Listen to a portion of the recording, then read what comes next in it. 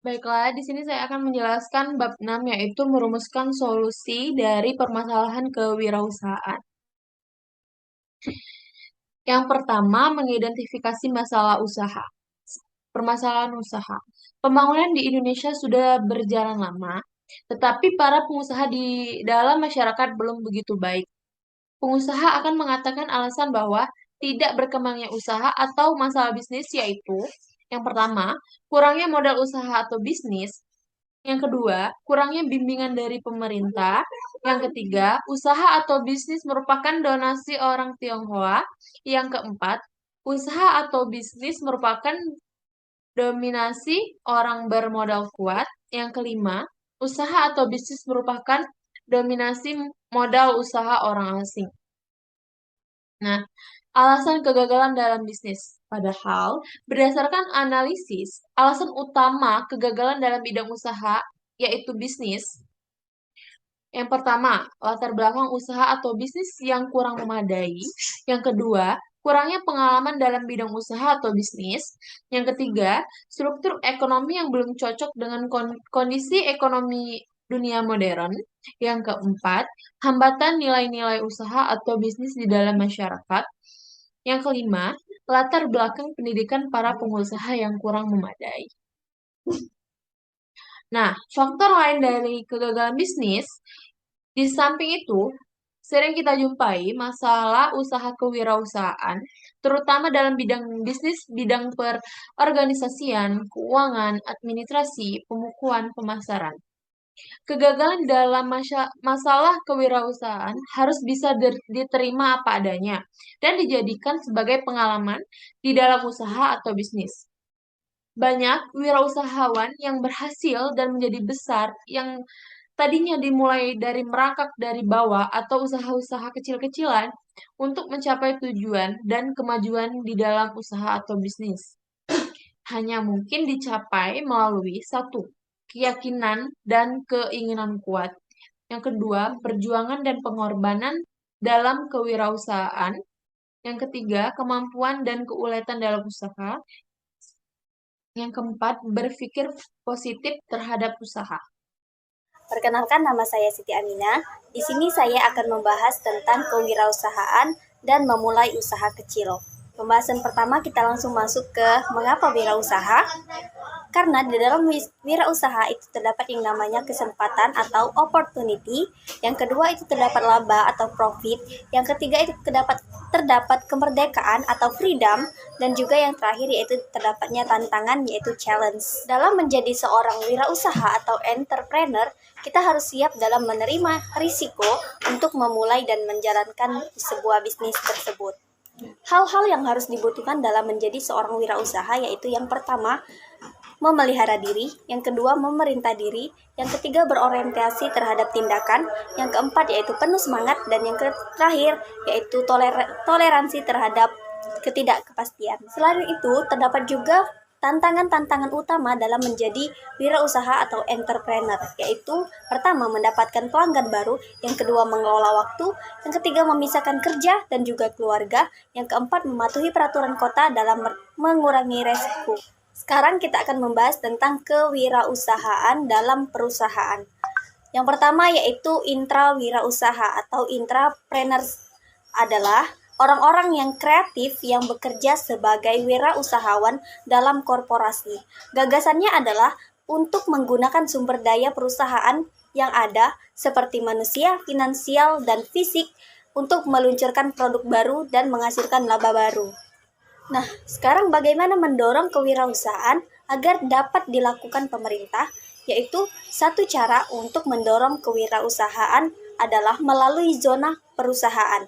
Zona perusahaan atau entrepreneur zones adalah area geografis spesifik di mana pemerintah berusaha untuk menarik investasi bisnis swasta dengan menawarkan kredit pajak yang lebih rendah dan dukungan pemerintah lainnya. Action dengan bisnis mikro. Yang pertama yaitu misalnya memulai bisnis kecil, pentingnya bisnis kecil, keberhasilan dan juga kegagalan dari bisnis kecil tersebut. Adapun faktor yang mendorong keberhasilan bisnis kecil yaitu yang pertama ada usaha kerja keras, yang kedua pelanggan membutuhkan banyak perhatian pribadi atau salon kecantikan, yang ketiga produknya tidak mudah dibuat dengan teknik produksi massal, yang keempat penjualan tidak cukup besar untuk menarik perusahaan besar, yang kelima yaitu lingkungan tidak menarik karena kriminal atau kemiskinan. Yang keenam, bisnis berada dalam industri pertumbuhan. Yang ketujuh, yaitu perusahaan besar menjual operasi wiralaba kepada pembeli lokal. Nah, sekarang bagaimana cara belajar untuk memulai bisnis kecil tersebut? Yaitu yang pertama, belajar dari orang lain. Kita harus melihat usaha-usaha orang lain yang sudah sukses dan kita pelajari dalam mereka membangun usaha tersebut.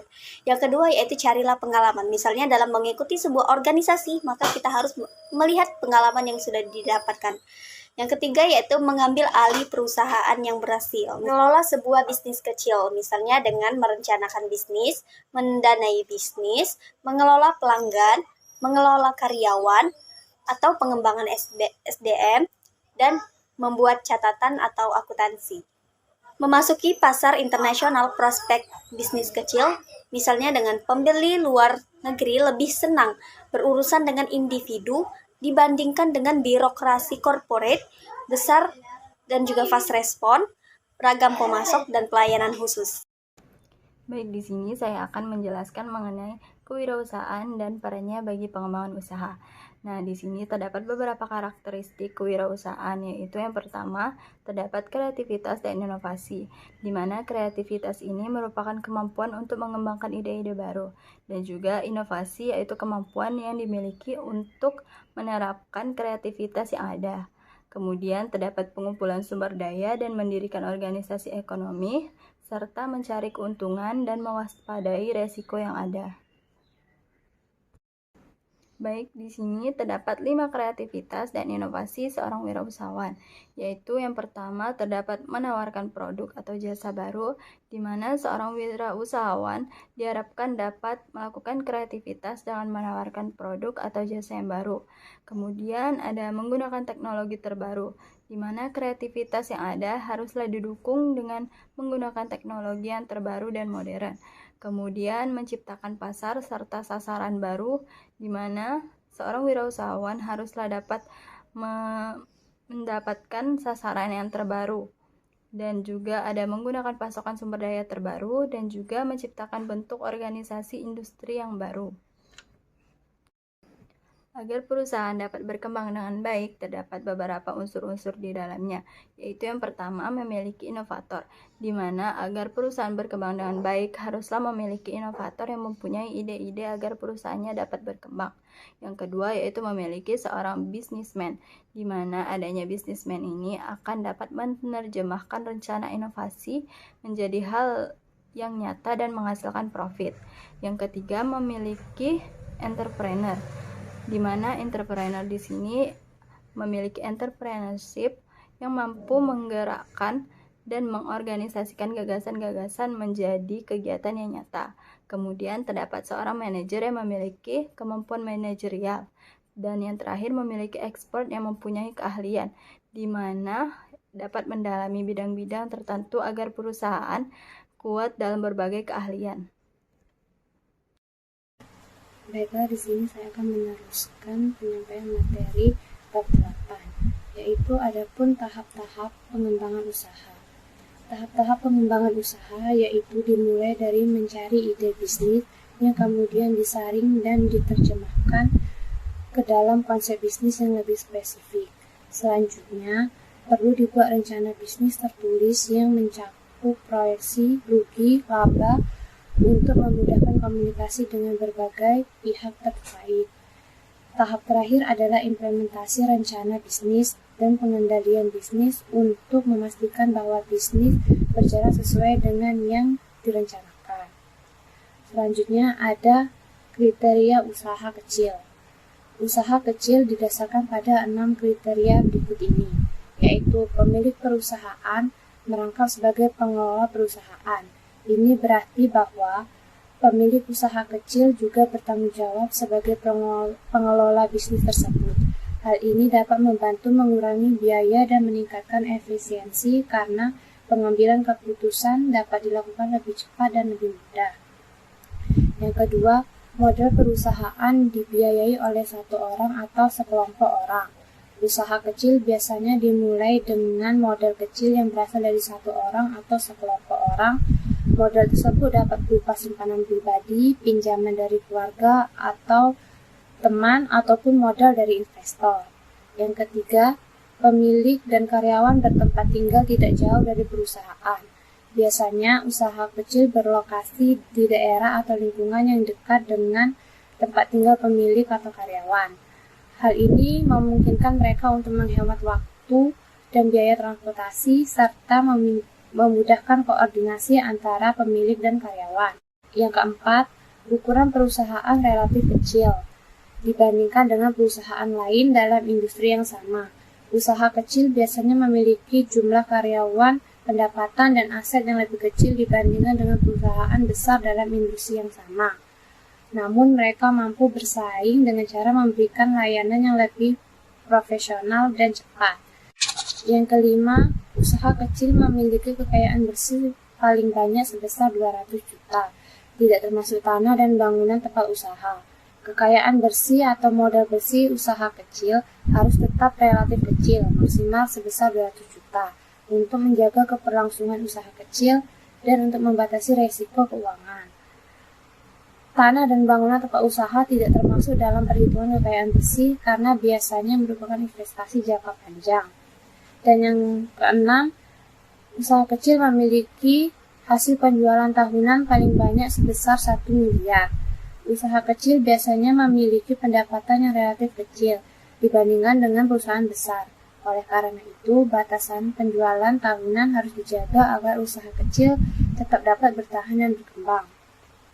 Adapun faktor-faktor keberhasilan usaha kecil, yaitu antara lain adalah yang pertama, fleksibilitas usaha yang tinggi, yang kedua, perhatian yang lebih besar terhadap pelanggan karyawan, yang ketiga, biaya tetap yang lebih rendah, dan yang terakhir adalah motivasi yang besar dari pemilik usaha. Adapun juga faktor-faktor penyebab terjadinya kegagalan dalam melaksanakan usaha kecil, antara lain 1. Kecerobohan pemilik dan perilaku usaha yang buruk. Yang kedua, bencana dan meninggalnya pemilik perusahaan. Yang ketiga, penipuan dan penggelapan uang perusahaan. Yang keempat, faktor ekonomi seperti tingginya suku bunga. Yang kelima, masalah penjualan seperti persediaan barang dan lokasi usaha yang kurang baik. Yang keenam, biaya operasional yang tinggi dibandingkan pesaing. Yang ketujuh, pelanggan yang terlalu sedikit. Dan yang kedelapan adalah modal yang kurang memadai. Baiklah, itu saja penyampaian materi dari saya. Saya ucapkan terima kasih.